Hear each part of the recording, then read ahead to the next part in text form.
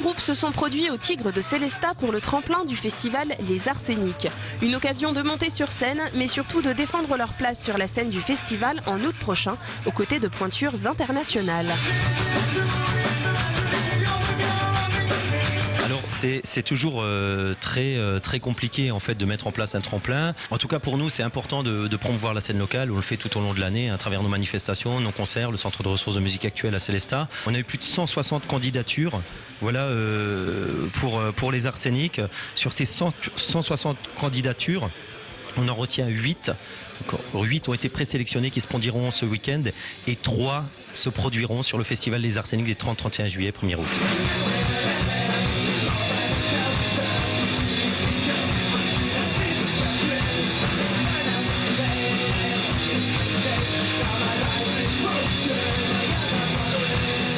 C'est quoi les conditions pour assurer sur un gros festival comme ça? Il faut être déjà un groupe confirmé. Il ne s'agit pas pour nous, en tout cas ça ne serait pas rendre service au groupe, d'envoyer au casse-pipe sur une scène comme la scène Les Arséniques 2010, devant des têtes d'affiche aussi importantes, un groupe pas confirmé. Donc les groupes qui vont se produire ce week-end sont clairement des groupes qui ont une actu, ou s'ils n'ont pas d'actu, qui ont fait leurs preuves, en tout cas des critères en fait, de qualité qui représentent clairement notre scène, la scène de notre région.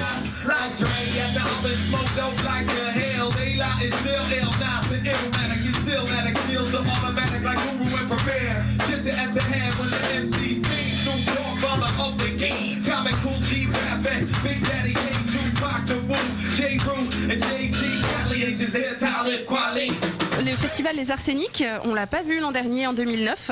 Qu'est-ce qui s'est passé? Vous êtes passé où? On a tout simplement pris une année sabbatique. Je dirais que ça aurait dû être la 9e édition l'an dernier, ça sera la 9e édition cette année en 2010. Nous, l'édition 2008 s'était bien passée, c'était le temps en fait de la réflexion et de se dire qu'est-ce qu'on veut véritablement comme festival, vers quoi on s'oriente, de faire un état des lieux. Pour rebondir sur une manifestation de 2010 qui vous le verrez, sera complètement différente.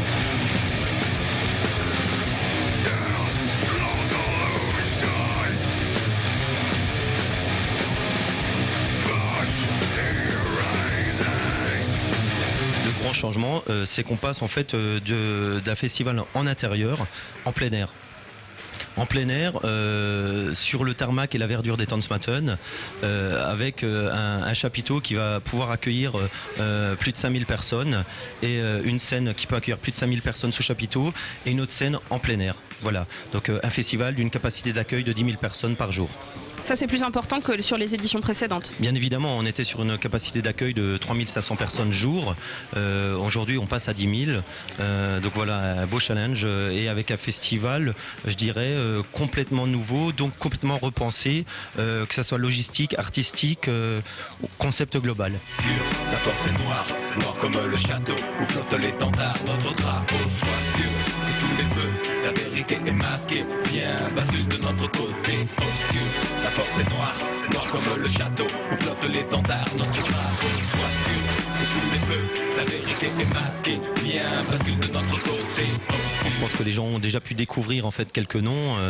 Quand on fait venir un artiste comme Motorhead ou autre IAM ou Bad Religion sur Sélestat, on est clairement sur un artistique plus lourd, une logistique beaucoup plus importante. Et j'ai donné la capacité d'accueil qui est de 10 000. Bien évidemment, c'est en tout cas l'ambition du festival d'atteindre cette jauge.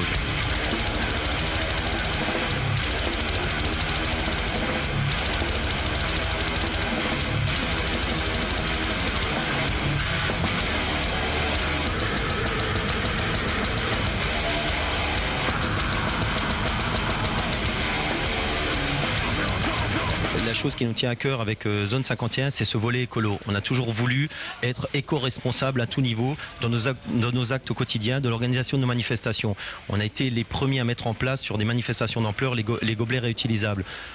La thématique 2010, c'est clairement l'engagement de Zone 51 à ce niveau-là. On va pas essayer d'être plus blanc que blanc. En tout cas, on va essayer d'être irréprochable à ce niveau-là et de faire en sorte qu'on mette en place un festival éco-citoyen. C'est d'où le choix en fait du site et du complexe Les Tanzmatten. On est complètement sur un site qui est maîtrisable et gérable. Toi qui es trop belle pour moi, et les belles, elles sont cruelles. Pour ceux qui les veulent, pour ceux qui les ont pas, pour ceux qui sont tout seuls, pour ceux qui ne le savent pas, pour ceux qui marchent des heures et qui vont nulle part. Est-ce qu'il y aura toujours un camping sur le festival Les Arséniques? C'est un petit peu la tradition des festivals, on passe la nuit sur place. Non, bien évidemment, on peut pas imaginer, on peut pas imaginer de faire un festival sur 3 jours sans le camping, le traditionnel camping, qui fait en sorte qu'il y ait effectivement indéniablement une ambiance sur festival. Et au-delà de ça, il y a le volet prévention. On veut garder nos festivaliers, le temps des 3 jours en sécurité. Il y aura un camping qui sera bien évidemment plus au même endroit, puisque aujourd'hui, là où il y avait le camping, ça sera la vie des festivaliers, qui a été entièrement repensé avec toute la logistique qu'on peut avoir sur un camping professionnel, sécurisé, sanitaire et autres. Voilà, on vous a tout dit, ou presque. Les 3 groupes tremplins qui se produiront sur le festival sont Inside Project, Je Sers et The Boring. Et pour le reste de la prog, rendez-vous sur le www.lesarseniques.com.